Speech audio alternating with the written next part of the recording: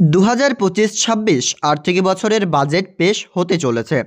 পয়লা ফেব্রুয়ারি 2024-25 আর্থিক বছর শেষ হবে এবং 25-26 আর্থিক বছর শুরু হবে।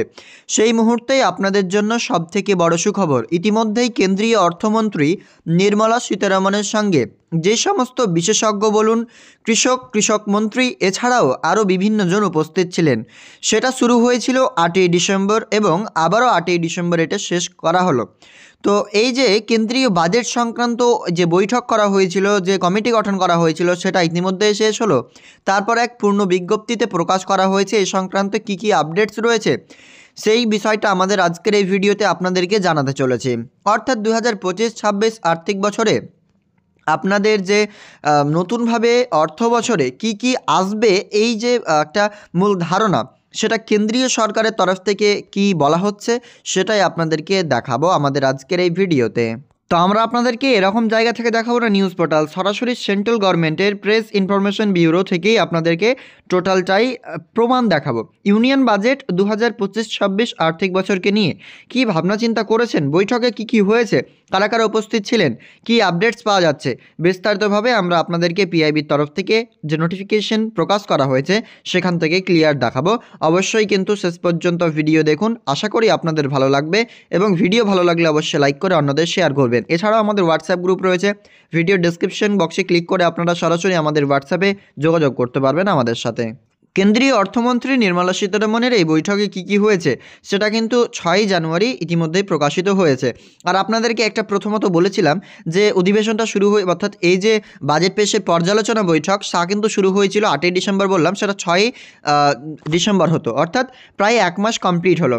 6ই ডিসেম্বর থেকে শুরু হয়েছিল এবং 6ই জানুয়ারি সেটা শেষ হলো। প্রায় এক মাস ধরে চললো এই নতুন আর্থিক বছর শুরু হওয়ার জন্য পর্যালোচনার বৈঠকটা। তো দেখতে পাচ্ছেন অনস্ক্রিনে ইতিমধ্যে পিআইবির তরফ থেকে, পিআইবি কলকাতা থেকে ক্লিয়ার পোস্ট করা হয়েছে এই সংক্রান্ত কি বলা হয়েছে দেখুন ক্লিয়ারভাবে। দেখতে পাচ্ছেন আপনারা পোস্টেড কবে করা হয়েছে তা আমরা এখানে দেখতে পাচ্ছি। যাই হোক, বাংলা ফরম্যাট আমরা ডাউনলোড করে নিয়েছি আপনাদের জন্য। কি বলা হচ্ছে, নতুন দিল্লিতে আজ শেষ হলো প্রাক বাজেট পর্যালোচনা বৈঠক। আজ বলতে 6ই জানুয়ারি, আমরা আপনাকে পরে দেখাচ্ছি। নতুন দিল্লিতে আজ শেষ হলো প্রাক বাজেট পর্যালোচনা বৈঠক। কেন্দ্রীয় অর্থ ও কর্পোরেট বিষয়ক মন্ত্রী নির্মলা সীতারামনের সভাপতিত্বে নতুন দিল্লিতে আজ শেষ হলো প্রাক বাজেট পর্যালোচনা বৈঠক। কেন্দ্রের বাজেট 2025-26 নিয়ে পর্যালোচনার জন্য ডাকা এই বৈঠকের সূচনা হয়েছিল গত 6ই ডিসেম্বর। আগে আপনাকে বললাম 6ই ডিসেম্বর এই বৈঠক কিন্তু শুরু করা হয় বা এই বৈঠকের সূচনা করা হয় কেন্দ্রীয় বাজেটের জন্য, এবং গত 6ই ডিসেম্বর এটা শুরু হয়। এক মাস ধরে চলে এই বৈঠক। বিভিন্ন কৃষক সংস্থা ও কৃষি সংক্রান্ত আর্থিক বিশেষজ্ঞ, ট্রেড ইউনিয়ন, শিক্ষা ও স্বাস্থ্য, এমএসএমই, বাণিজ্য ও পরিষেবা শিল্প, অর্থনীতিবিদ, আর্থিক ক্ষেত্র ও মূলধনী বাজার, সেই সঙ্গে পরিকাঠামো শক্তিসহ 9টি সংশ্লিষ্ট গোষ্ঠীর 100 জনের বেশি আমন্ত্রিত প্রতিনিধি এই সলা পরামর্শে যোগ দিয়েছিলেন। মানে কি বুঝতে পারছেন এখান থেকে, সর্বমোট কথাটা হচ্ছে এবার কিন্তু একটা সুখবর আসতে পারে কৃষকদের জন্য। এছাড়াও শুধুমাত্র তো কৃষকদের জন্য বাজেট হয় না, সমস্ত বিষয়ক মন্ত্রীদের ডাকা হয়, মানে সমস্ত বিষয়, যে সমস্ত অর্থনীতিবিদ, শিল্প পরিকাঠামো, বাণিজ্য পরিষেবা, এমএসএমই, স্বাস্থ্য, শিল্প, এই সমস্ত জিনিস নিয়ে সবাইকে ডাকা হয়েছিল। তার মধ্যে মূল্যবান যেটা আমরা বুঝতে পারছি, সেক্ষেত্রে কৃষক ও কৃষি সংক্রান্তটাই 1 নম্বরে দেওয়া হয়েছে এবং হতে পারে এর উপরে এবার একটু বেশি কেন্দ্রীয় অর্থমন্ত্রী নির্মলা সীতারামন চাপ দিতে পারে। অর্থ বাজেটে এবার কিন্তু কৃষকদের জন্য একটা কিছু না কিছু খুশির খবর আসার জন্য সবাই দেখছেন। তো দেখা যাক কী হচ্ছে আপনাদের জন্য, অর্থাৎ কৃষকদের জন্য, সেটা অবশ্যই আপনারা জানতে পারবেন। তারপরেই কিন্তু নিচের দিকে স্ক্রল করলে দেখতে পাবো 9টি সংশ্লিষ্ট গোষ্ঠী, অর্থাৎ কৃষক, কৃষি সংক্রান্ত বিশেষজ্ঞ, ট্রেড ইউনিয়ন, শিক্ষা ও স্বাস্থ্য ব্যবস্থা, এরকম নিয়ে 9টা সংশ্লিষ্ট গোষ্ঠীর মধ্যে 100 জনকে আমন্ত্রিত প্রতিনিধি ডেকেছিলেন এবং তারপরে তাদের সাথে পরামর্শ সব কিছু এই বৈঠকের মাধ্যমে করেছেন। বিভিন্ন বিষয়ে মূল্যবান পরামর্শ দানের জন্য কেন্দ্রীয় অর্থমন্ত্রী নির্মলা সীতারামনের বৈঠকে অংশগ্রহণকারীদের প্রতি কৃতজ্ঞতা প্রকাশ করেছেন। তো ইতিমধ্যে কেন্দ্রীয় অর্থমন্ত্রী নির্মলা সীতারামন কিন্তু এই বৈঠকে অংশগ্রহণকারীদের জন্য এক কৃতজ্ঞতা প্রকাশ করেছেন। তিনারা এসেছিলেন, মূল্যবান পরামর্শ দান করেছেন এবং সেগুলোকে পর্যালোচনা করার পর সেগুলোকে আবারও কিন্তু মানে এই পর্যালোচনা করার পর এগুলো ইনক্লুড করা হতে পারে।